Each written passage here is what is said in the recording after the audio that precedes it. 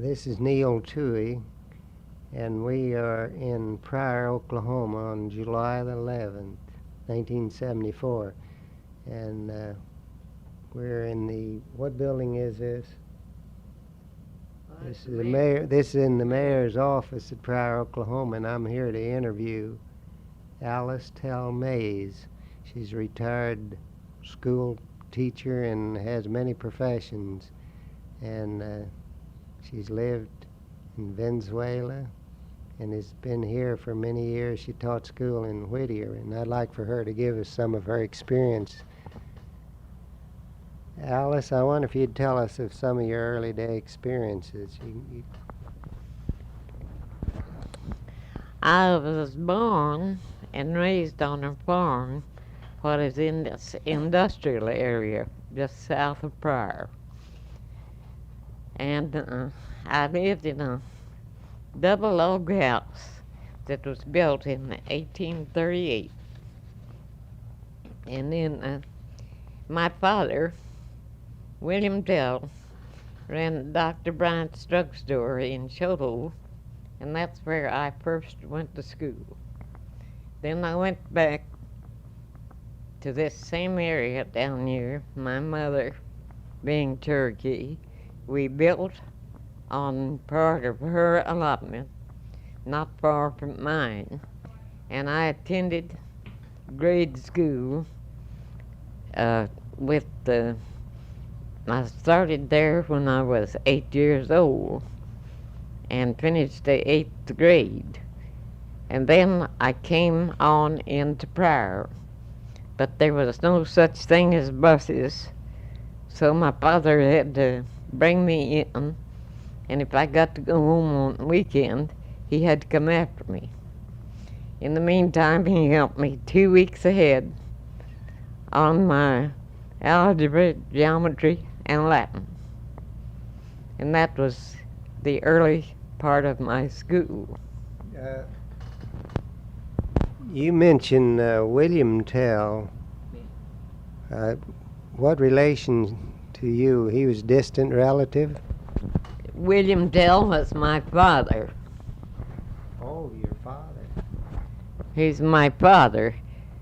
And you may think it's just an old wives' tale, but it is true. It is in the encyclopedia, a great deal of it. And one of his three greats back, William Tell, fought with Burgoyne at the Second Battle of Saratoga in the Revolutionary War. Now, where you want to proceed from? You can just pick it up.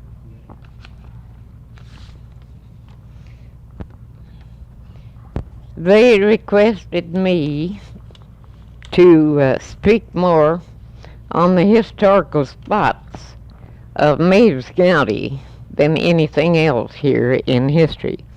So I have tried to remember all these. Let's see. Meigs County received the name from the name of the Meigs here, but it was mostly on account of Joel Byron Meigs and Samuel Houston Meigs that were chiefs of our Cherokees. And I have here one of these notes. I don't have Uncle Joel Meigs, chief, but S.H. Meigs, Samuel Houston, was born in 1845 and he died in 1927.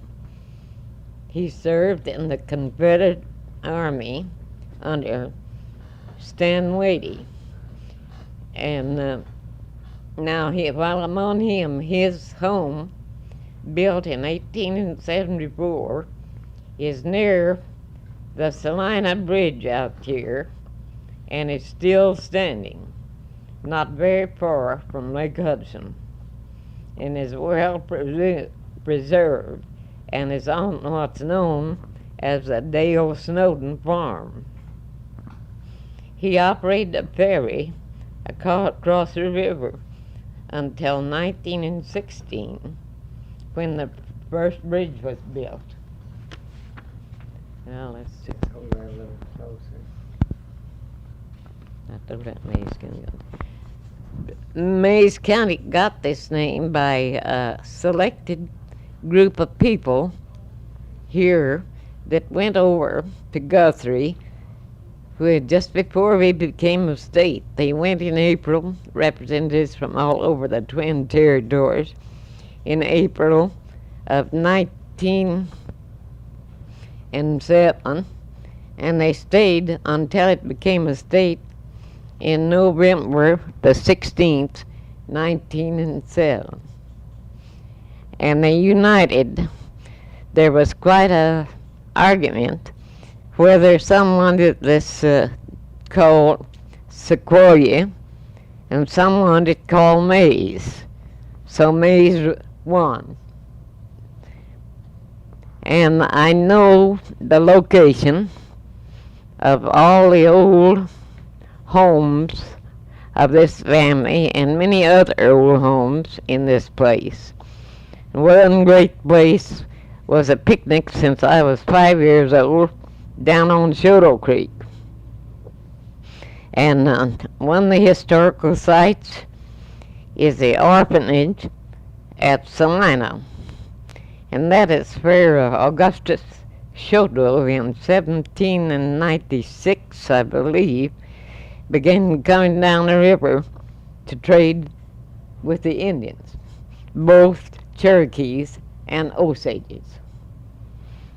And then the old grist mill is down just north of 33 on the west side of the river, and it's about a half a mile up the north on a gravel road, and it was known as the Old Lewis Mill. And part of the ground is not on water. Is there anything there now? There's nothing to show it now, but I just know where the spot is. And then the next thing that comes to mind is the military trail. And where it came in to hit the top of Mays County was up here near Big Cabin. And it came right by the old George Mays home out here about 7 miles from Pryor, who was my father-in-law. And the trail still shows a print that went by the side of our road. And it passed on down, going southwest, until it crossed the river, the Pryor Creek, down here below what was known as the old Archer Place.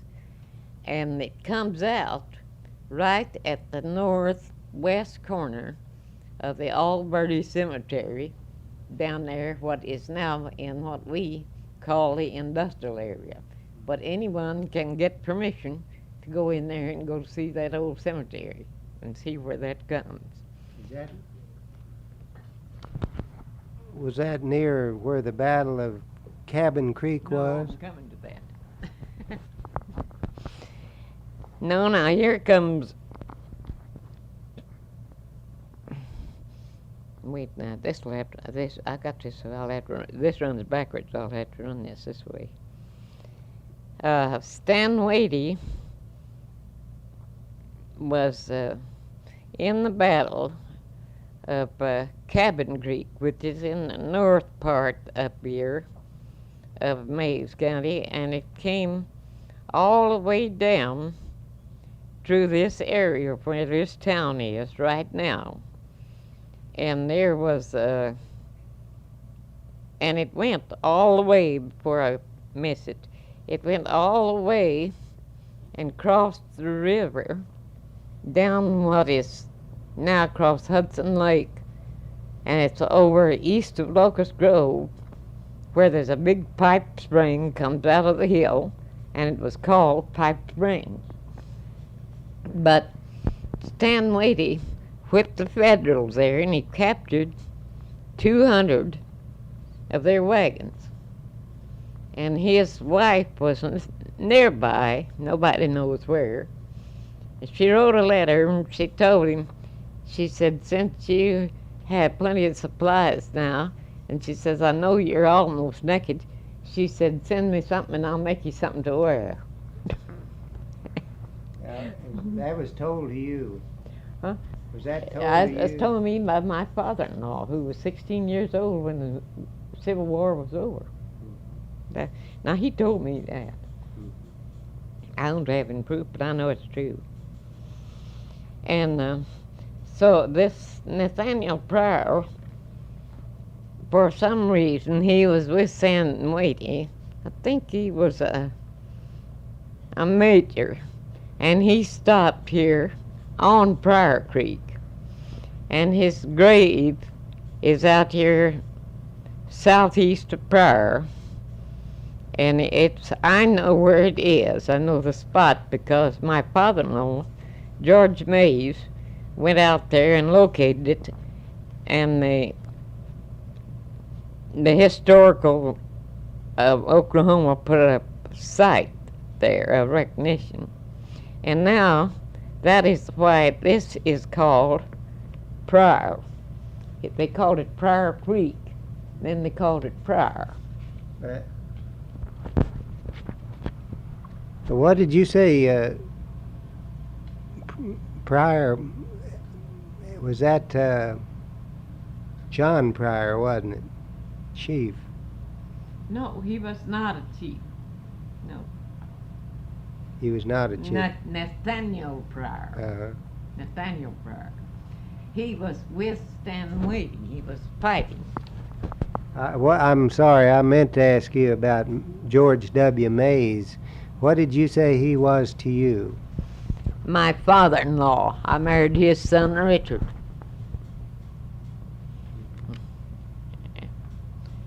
Let's see now. Here's that. Let me get it now. Mays County is located in what was Scooey. I'll spell it for you. SCOOWEE.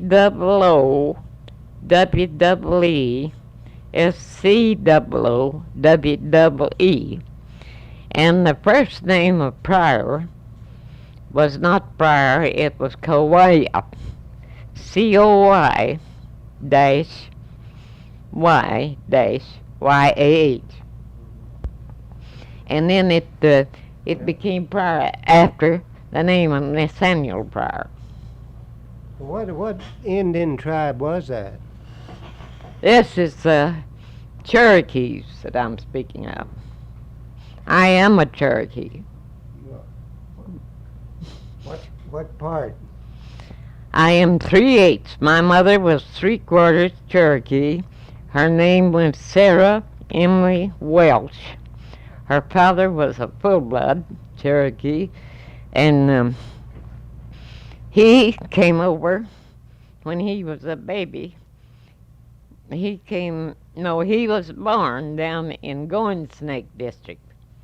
Now we were Coiskooey, and Going Snake is down at Stillwell, and there was 9 districts, and there was a Saline district, and that's where this courthouse that has been recently dedicated, I think in 71 and restored, is the only one that's standing. And it was built by the Cherokee Nation, and money, it cost $1,000 to build it. So when they built up Saline, then they took notion, they built one in each of the other 8 districts that composed this whole Cherokee Nation, or what would have been the Indian Territory, and the half of it is Oklahoma now.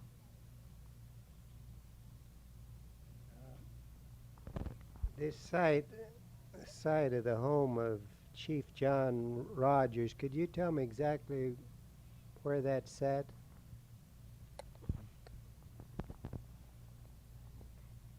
It is near Claremore, but I cannot tell you the exact site. He was the one that signed my Cherokee birth certificate. Is it underwater now, that home? No, but it has been bought up, and I couldn't locate it if I had to.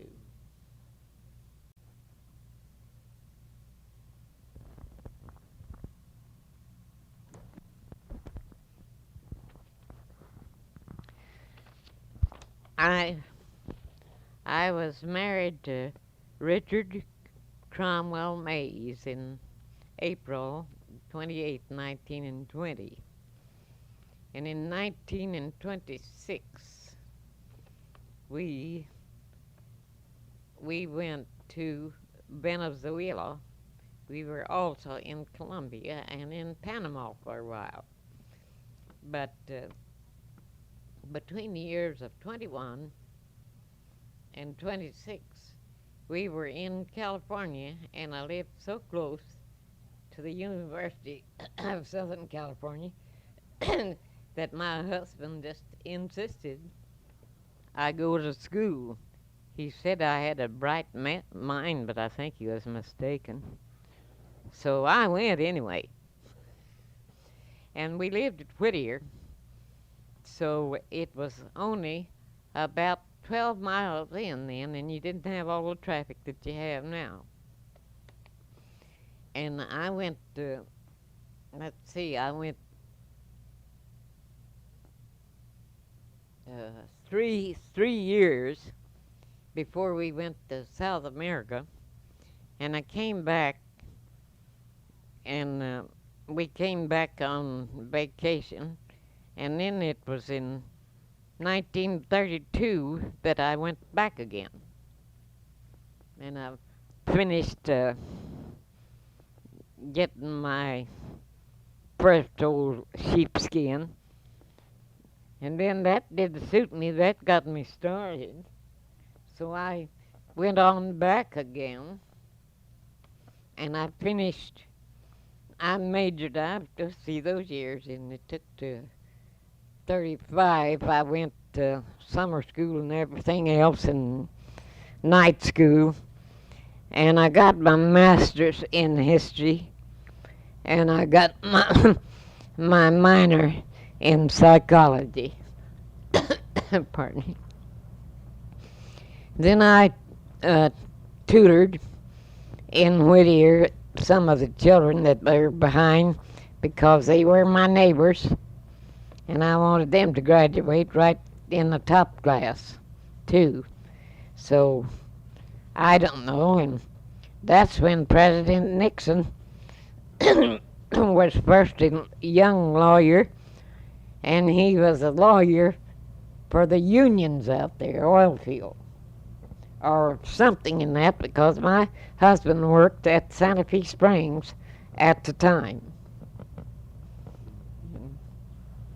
And so then when we returned from South America again, I had learned to speak it down there, and I went on back to night school to get the correct grammar. Or English. It's not English, it's correct grammar.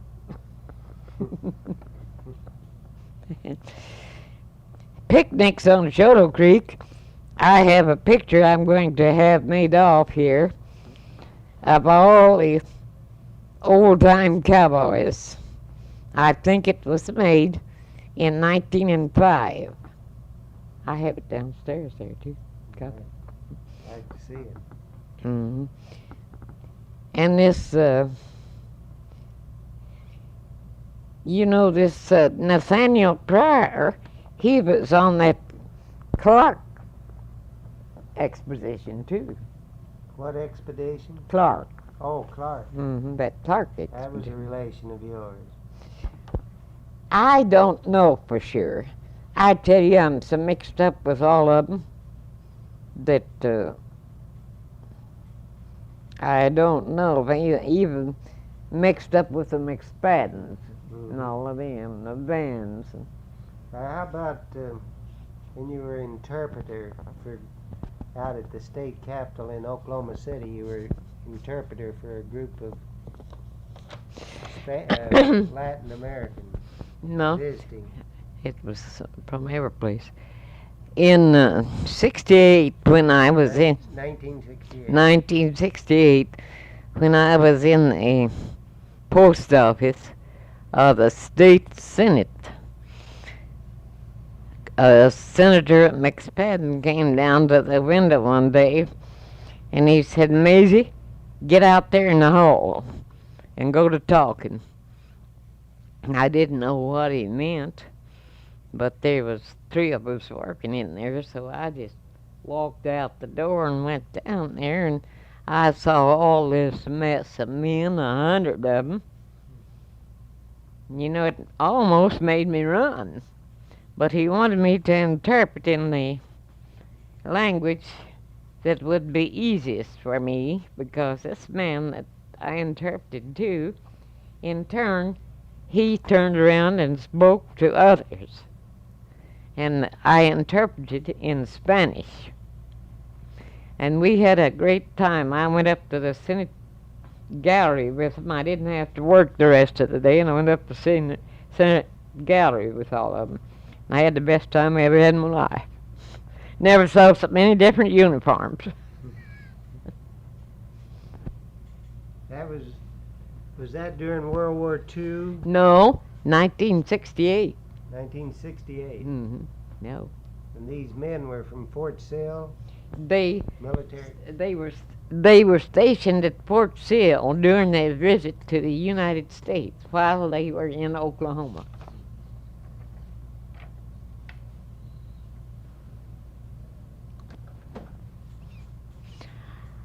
Oh, I neglected to tell you my birth date was March the 10th, 1901. My nearest relative living is Wilson Owen Tell, named after President Wilson and Senator Robert L. Owen. And he now lives in Fairbanks, Alaska, and he has my scrapbook with him. I don't know what he paid to get it shipped back up there, but it's got more history in it than I could ever tell you that I put in there. So, and I don't know. If I think anything else, I'll tell the Historical Society. Okay. This will conclude this interview with Alice Tell Mays in Pryor, Oklahoma. And if she has nothing further to say, we'll sign off right now. Thank you very much. Appreciate your coming here. I think it's honored. I am Neil Toohey, and I'm in Pryor, Oklahoma, and the date is July the 11th, 1974, and I'm here to interview Mrs. Jean Arthur Budd of Pryor, and she's a retired school teacher, social worker, and did newspaper work also. And I'm going to turn this over to her and let her say a few words to us. I hardly know where to begin. Shall I just begin at the first and go on? Yes. I thought of the story of a little boy told about a cake. It was a show and tell party, and he brought a very beautiful cake his mother had made. He told his mother that they'd be so interested in looking at the cake that they wouldn't pay any attention to what he said. So he told the classmates he was going to tell them how to make it. He said, the first thing you do, you get everything together you're going to work with. Get you a big bowl, put the things in it, and begin in the middle and stir. And he said, some of us are going to get on the sides, and you're going to have to bring that into the middle if you're going to have a good cake. And so then they asked him questions, but their eyes were not on him, but on the cake. So I thought perhaps that the cake story might be applied to the Mays County Historical Society. We had good material here for Historical Society, but we had no one take the initiative until Mrs. Martin, Lilla Martin, retired and came back to Pryor and reestablished her home. She had the ability, she had the desire to work, and she knew how to work with people. She knew how to delegate work and see that it was performed. She also had the ability to select a very wise leader to assist her, Sid Wise. Sid is an attorney, an artist, and a dramatist, and many other things, and he's rather new in our community, but he's done a wonderful job. He served his first year as president, and then he was reelected unanimously for the second term, and now they're carrying on beautifully. So Mrs. Martin has the ability to assemble her material, get them all in a big bowl, and if any of the crumbs get on the side, she rakes them back in the middle and puts them back to work. So we're very fortunate indeed to have Mrs. Martin with us. We are a little over a year old. Our attendance has been good at each meeting, and we have people from Colorado and Texas and various places, members of our club, old-timers who want to keep up with Mays County. And one of our recent additions to the club was a young attorney in Tulsa, Sequoia Perry. And he's been very outstanding in his work in Tulsa, and he came back at a high school reunion where he said he'd be happy to join the local club just to keep up the news of what is being developed in Mays County. And going back to my... would you mind, we'll go back to when you were born. I didn't get that on here, and I'd like when to I have was born? Yes. I was born December the 2nd, 1893, northeast of Pryor. And you're part Cherokee. Part Cherokee. My mother was Cherokee, and my father, a white man from Texas. And where was this seminary that you went to? At Tahlequah. At Tahlequah, they had the male seminary and the female seminary. And in Mays County, which was not Mays County at that time, when I was born, not until 1907. Under what church was that conducted? Cherokee Nation. Cherokee Nation. But It was national. what religious denomination? Unfortunately, the early missionaries were Baptists, so most all of them were Baptists. For that reason. Curious. And many of their teachers were selected from the East, and they were very highly educated. So the girls who went to the female seminary, and of course the boys to their school, had very fine training, and really their high school work was equivalent to at least college work that we offer nowadays. At Peabody College you went to in Nashville? Peabody, Was Nashville, Tennessee. At that time, Peabody College was considered second only to Columbia University in New York. My sister chose Columbia University, and I chose Peabody for my second college attendance. And then I came home, and I went to OSU at Stillwater for my master's. Now, you were married in, what year were you married? 1922. Do you have any children? I had 3 sons. 2 of them are living. They live here.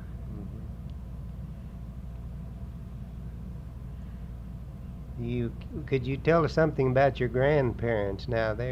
Well, my grandparents, my great-grandparents, came from what was northern Georgia.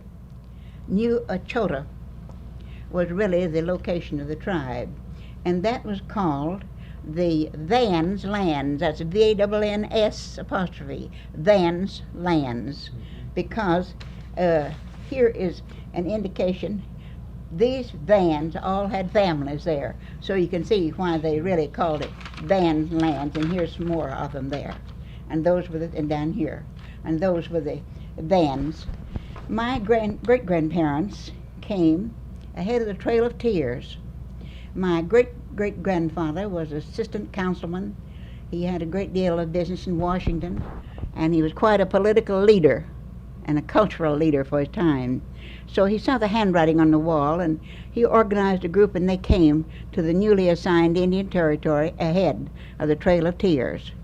The ones who had carriages rode in carriages, the ones who had wagons rode in wagons, the others walked. But his family consisted of his wife and 2 daughters, 8 and 11 years old. And the older daughter was my grandmother, and she often spoke of how she and her sister rode in the carriage, and when they would see someone who was elderly or sick, why they would get out and walk at the suggestion of the parents and let them ride. And she said they'd rather walk with the crowd and play with the children than to ride. And said when they had been riding too long, their children would whisper to each other, wish somebody would get sick so they could get out and ride again. But the high point in the trip for the children was in a camp at night. They camped in a circle for safety. And of course many other people died. And this is a picture of, Where did they settle? pardon? Where was it they settled? Did you mention that? In what locality? In Oklahoma. No, what? Did you mention what locality that was in Oklahoma? Where they came to? Yes. Well, it was the Indian Territory, and when they got to the Indian Territory, they located south of Locust Grove and built a home, one large room with a lean-to. That house is still standing. It's been added to, but it's in perfect preservation. We visited it not long ago. Could you give us a little more specific location on that? Yes, Locust Grove is in the southeast part of this county, southeast of Pryor. And this house, where was it located from Locust? It's about 3 miles southeast of Locust Grove. And an old established family living in it now. And they take excellent care. And in the nearby cemetery, my great-great-grandfather and his wife are buried. And the cemetery is well taken care of. We visited that not long ago. And he was one that was a Protestant No, that missionary? was my grandfather. Oh. So when my great-grandparents located Locust Grove with these 2 little girls, well, he transacted business in Washington and locally, and he was quite a politician. And then my great-grandfather was born in New York, and his parents died when he was an infant, and his grandmother had the rearing of him. And the grandmother was a devout Catholic, so naturally he's brought up in the Catholic Church. He was trained for the priesthood. Well, when it became, also he was trained in journalism. Apparently he was a very brilliant fellow. And when it came time to be ordained, he didn't want to become a priest, so he ran away from home. He joined the Navy, and he was gone 8 years. Then he spent some time in South America, and then he came to the Indian Territory. And when he came here, he came as a Protestant missionary and teacher. And he boarded in the home of my great-great-grandparents. There he met this daughter, their older daughter, Mary Frances, and they were married. And they had 5 daughters. And he taught.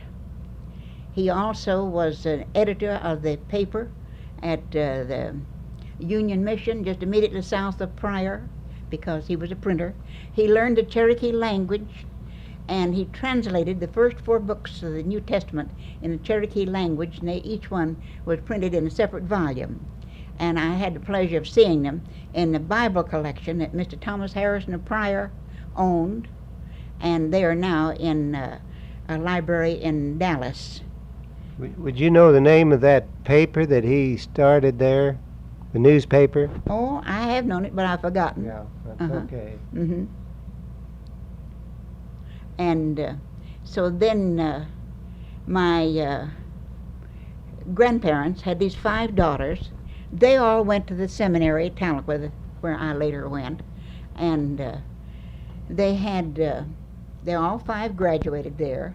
And then the 3 younger ones went to Eastern colleges and graduated. But all 5 of them were teachers. And they were very outstanding, some in music and some other things. But I thought it was interesting at it was the 5 civilized tribes had a gathering every so often, every 2 years or 5 years. And they offered 4 medals. One was for the best pianist under 21 of the 5 tribes, one the most beautiful young woman under 21, and one who passed with the highest average over examinations that were held for 3 days, philosophy and everything else. My mother won the gold medal for passing an examination with the highest average. Her sister, just younger than she, won the medal for being the most beautiful young woman of the 5 civilized tribes, and my youngest aunt won the medal for being the best pianist. Now, they lived over south of Locust Grove, and there were very few homes where there were pianos. But she had met up with this teacher from the East who was quite a talented musician, and she bought a piano in New York City, had it shipped to Shoto, about 8 miles south of here. Then it was trucked by wagon over to Locust Grove. This aunt of mine had studied piano 3 years when she received this medal for being the most talented pianist under 21 of the 5 civilized tribes. There were 4 medals, but I don't know what the other one was for. But they always teased my grandmother and said she bought the judges off. It's quite an illustrious background you have. I have a good background, even though I didn't measure up to it. Your grandfather was a postmaster. Where? Yes. Whereabouts? It is about the location of Shoto now, and it's on Pryor Creek, and the name of it was Pryor Creek. And is he the one that helped found the Masonic order? And he was one of the early organizers of the Masonic Lodge, and here is a picture, a pencil sketch of the Masonic temple they had. Who drew this? Mr. Carcelauer, an authority on Indian history. He lives at Adair, very outstanding authority on Indian history. He's written some 10 books, I think. What was his name? James Carcelauer, Carselowery, Carcelauer. James Carcelauer. Where does he live? At Adair, about 8 miles north of here. And he's published some 8 or 10 books on Cherokee history. And he also got up this material for me on the families and so on. I thought he was going to give me, he came down to talk to the club here, and I thought he was going to give me all the accumulation of his papers. He was so generous. This aunt, whose the article is attached to my summary there, was county superintendent in this county 19 years. Then when she retired as county superintendent, she gave her services as librarian for 3 years. And the chairman of the library board told me that in that 3 years, she accepted 1 month's salary, but he knew to whom she gave that 1 month's salary. So her time was given free for the 3 years.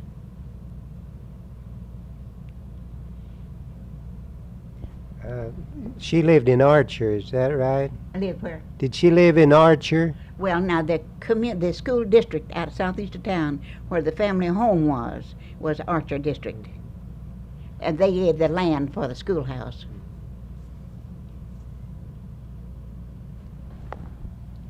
And then here is, after my mother and father were married, they moved northeast of Pryor on a farm, and there were no schools nearby, so the neighbors insisted, now this is my mother right here, and this right here is Miss Haddon, who's here with us.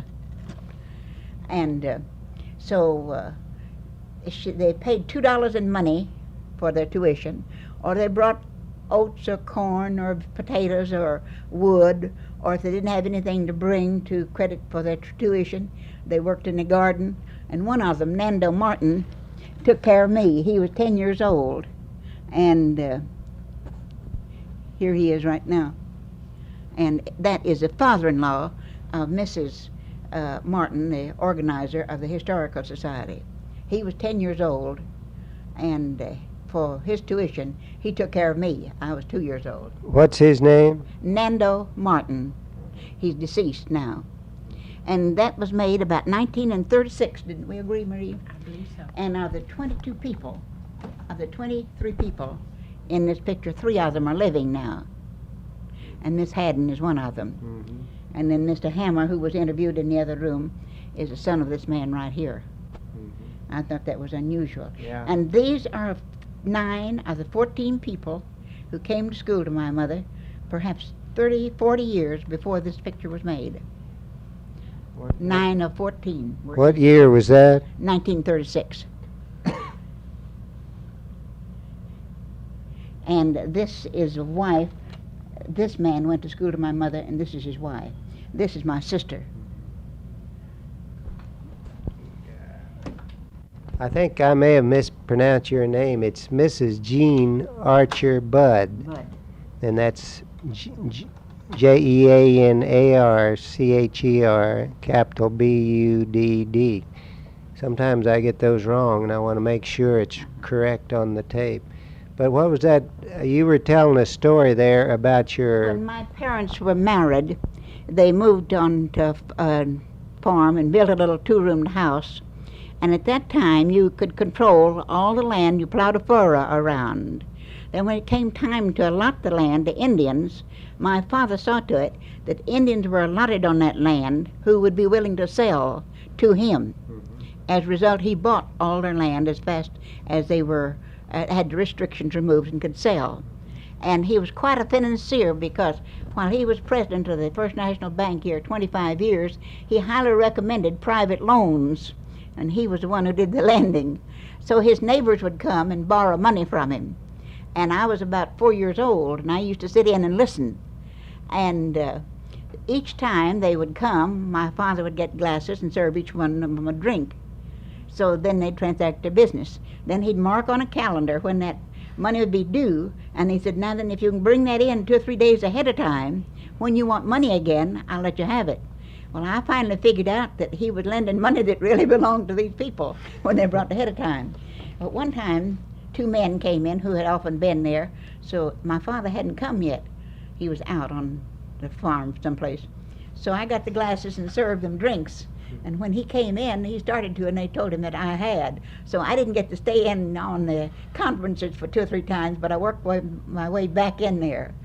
And so that was interesting. I enjoyed that business transaction and learned a lot. I was just 4 years old, but it stayed with me. And you, that was your father that My was father. President of what bank was that? First National. First National at Pryor. Pryor. And he founded that bank, did he? Well, no, he didn't found. He was one of the founders. He was one of the One founders. of them. He and Mr. J.C. Hogan and W.A. Graham, and there were others. I expect your grandfather, or your father, Marie. Perhaps. Your father, Mr. Barney Haddon. What was the name? Barney Haddon. And so it was then in the way of entertainment in those early days, there were several churches, but the churches were very closely united, and maybe 2 denominations. One would have the services the first and third Sunday, and another denomination the second and fourth Sunday. And of course we had no electricity, so at night we carried lanterns and went to church and had Sunday school. Each church just had 1 room.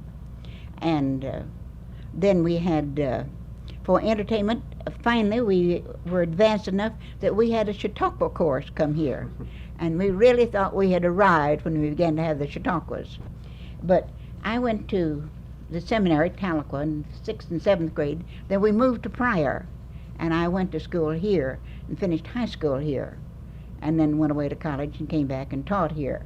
But we had quite a good school here. And I remember in the first graduating class in 1910, there were 3 of us. I was one of them who graduated in 1910. And at Christmas time, before we graduated, the man who owned a 10-cent store came to us and told the 2 girls of us that he admired us a great deal and so forth and so on, and he wanted to give us a job when the Christmas vacation came. So we were delighted. We never had a job. That'd be our first jobs. So he told us, we found out we'd have 10 days vacation. So he told us that he'd pay us $1.50 for the 10 days, with one understanding, that we spend that $1.50 in his store. So we went to work at 8, and our closing time was 9, but we stayed until 10 to clean up to get ready the next day. And we got $1.50 or 15 cents a day for the time that we worked. I remember quite well that I bought a 35-cent tie for my father, and I paid 25 cents for a glass dish that he told me was even better than cut glass. About those shows, where were they held? At the Chautauquas, they had bring their own tent. They'd bring a tent, They and had a great big tent, and it's set up on a vacant lot. they were professional. Professional, yes. That's where I first heard my first steel guitars. And Hawaiian music, that was the first that I'd heard. But really... Were they musical and dramatical both? Yes, everything. It's quite a variety. And I think we'd have about 7 programs, maybe for $3 for the course. And then they would go, then next year, why, we'd have a different program. They'd give different plays. Yes. And lecturers and musical performances. And their programs were really very high class. And at one time, the wife of the president of the junior college that I had attended in Kansas was in a woman's quartet who sang at the Chautauqua that came here. It's sort of a shame to see that side of life that doesn't exist anymore. I think it is. We miss a lot.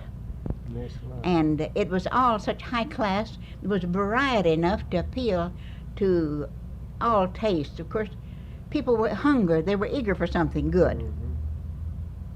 And another thing that I've been interested in, been proud of, we didn't have any librarian prior. So way back in the 20s, I was married and keeping house.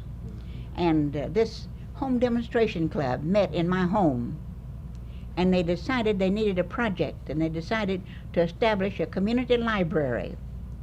So they asked me if I would let them use a downstairs bedroom with an outside door, and I'd be the librarian for the 3 summer months I was teaching.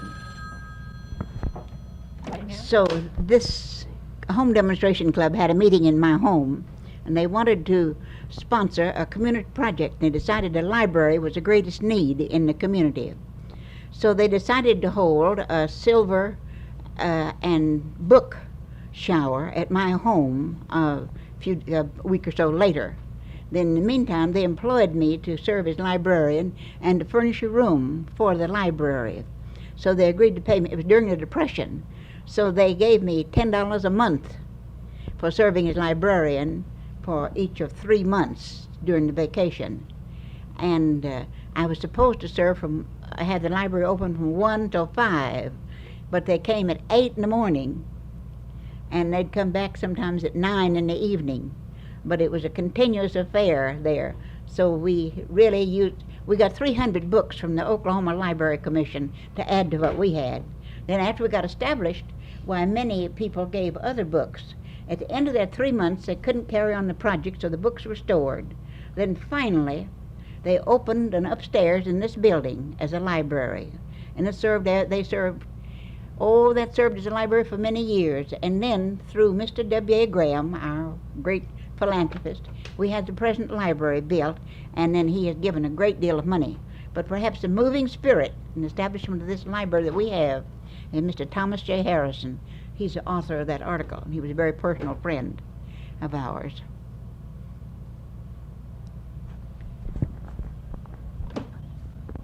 I was teaching in the local high school, and I was offered a position in the state welfare department here.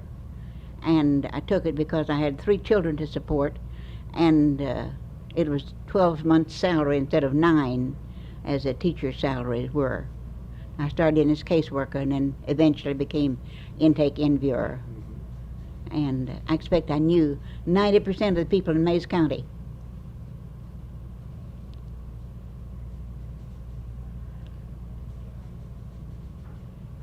Was your father's also in the cattle business at one Yes. time? Yes. He raised cattle and horses, and also was a crop farmer too. Also president of the bank. Yes, and a private lender. But I learned a lot from that experience going in and listening to him and these men talk. And I got to be a pretty good businesswoman. One of the men who came to see him often gave me a little bank. And so then when he'd come in for these interviews and lending, I'd always be there with my bank, and get a contribution. And during the years, I got 2 quarters. So I could open the bank and show him what I had and point out that this man and this man gave me, each one gave a quarter. So I got some more quarters on the strength of that. And I guess you had 2 sons, is that right? I had 3 sons. One of them died in February. What are their names? The oldest one is Harry Archer.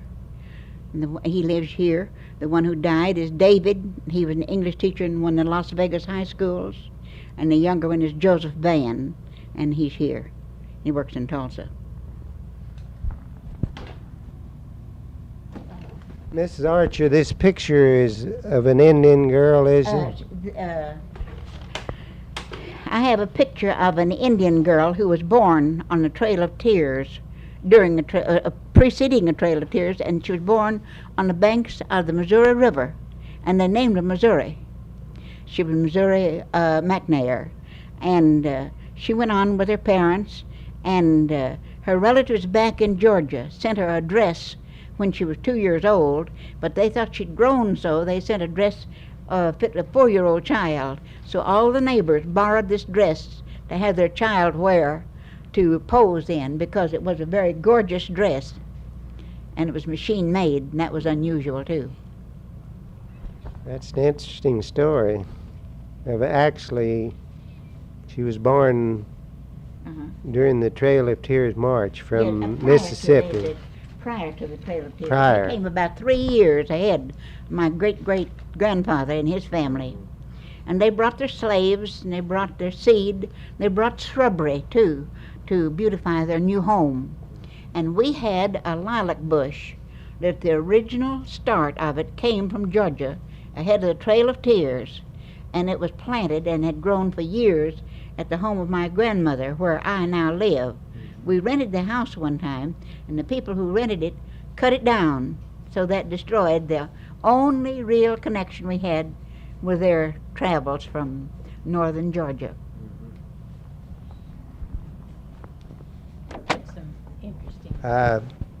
This is Neil Toohey, and I think we're about ready to sign off now at this interview with Miss Jean Archer Budd. We're going to conclude it and sign off on July the 11th, 1974. Thank you.